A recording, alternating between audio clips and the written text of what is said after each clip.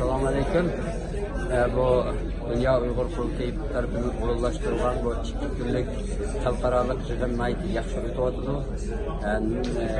Diğer her yerden kendi hükümeti organlarından, Tashqi ishlar ministerligidan, boshqa davlat agentliklaridan hammasından kelib bu yerda bularni anglayotdi. Nayiti bilinmagan, nayiti atrofliq muloyizalar bo'lyapti bu yerda.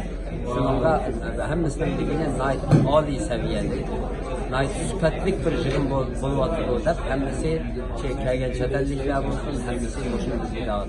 Dünya Uyghur Kurultayı'nın Washington'da verip beriyotgan bu ishga kirgan faoliyati intayin yaxshi boshlandi.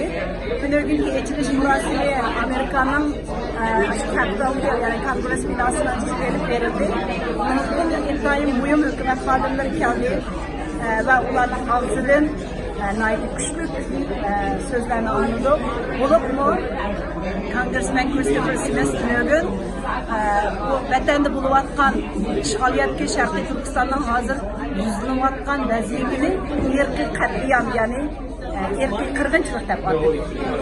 Ondan keyin dünyanın hem yerindeki Xitoy va Uyg'ur naslarini tadqiq qilib kelayotgan mutaxassislar va nurg'unlagan dunyoning har yeridan kelgan ilm kishilar Washington Universitetida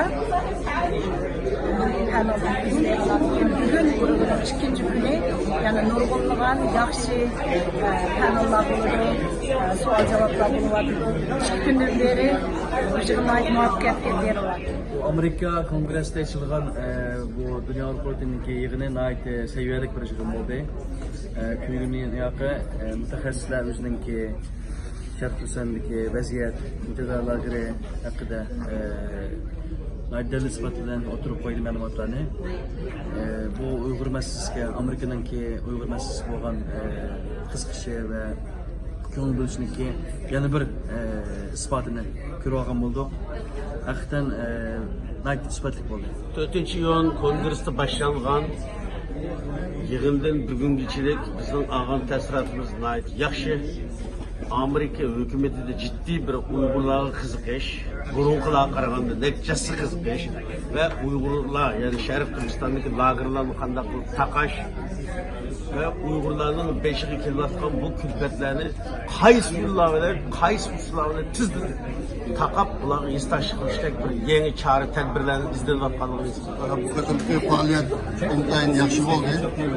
Buniki bir qancha alayidagi bor, yaxshi bo'ldi deyishimdek sabab biz Amerikadagi hukumatidagi nayiti yuqori o'rinda ishlayotgan amaldorlarga qatnashdi. Bunga qatnashib o'zlariniki shu hozir Uyg'urlar duch kelgan krizisga nisbatan ko'z qarashlarini o'tirib qo'ydi. Ularning ko'z qarashi bizdagi tushunchamiz bilan asosan o'xshash. Nayiti yuqori darajada bunga obdan tushunib bir tarafdan nayiti cho'ng qattiq ko'ngil bilib boshqa quvvatida chiqib Amerika hukumatidan odam nayiti suyundigan bir ahvolni ko'rdim. Ondan keyin bu qatorki ularning shu krizisdan o'ngishli chiqib ketadiganligiga bir umid nurini ko'rdim. Bu meni nayiti suyundirdi, xo'shallantirdi. Xudoyim bo'lsa Uyg'urlar pat yaqinda shu hozirgi o'zim beshiga kelgan shu baloyatdan ma'lum darajada bo'lsa qutulib chiqadiganligiga ishongan bir chiqib yaxshi. Bu qadimki yig'in nihoyatda yaxshi ichildi. Bunun nisbeten benim ta'siratim yani Uyg'urlar intayin yani vatanda azob ichida yashayotgan xalqimizga bir zo'r umid bag'ishlaydigan Dünya Uyghur Kurultayı'nın hozirgacha qilayotgan xizmatlarimizga muayyanlashtirilgan bir yaxshi natija bo'ldi. Bo'libmi bu Amerika Davlat Majlisida 3-darajalik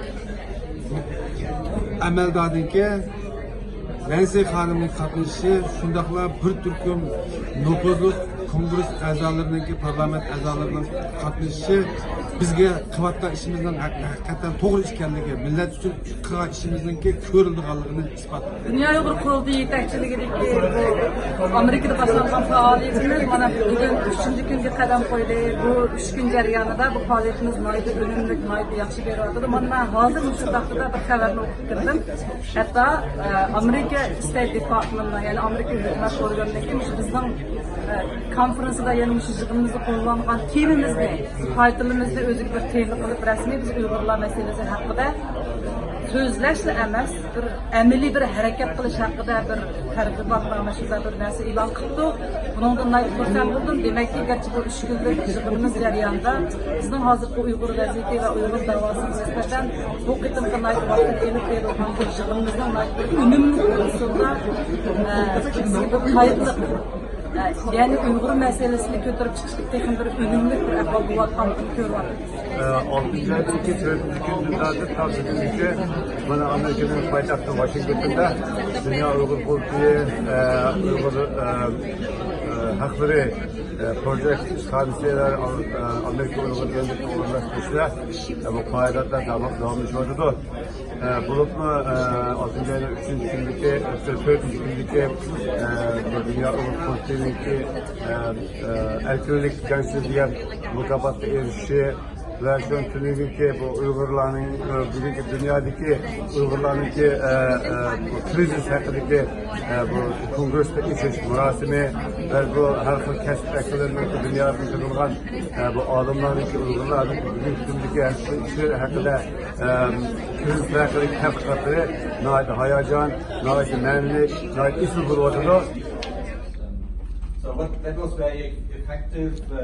Effective is also to do something for human rights defenders supporting the cases of السلام عليكم. أنا اسمي فرحات من كردستان كيان طبيعتها. هناك خوش بولدو كونغرسمان ماكينتي yaxshi gaplarni qildi Uyg'urlar haqida.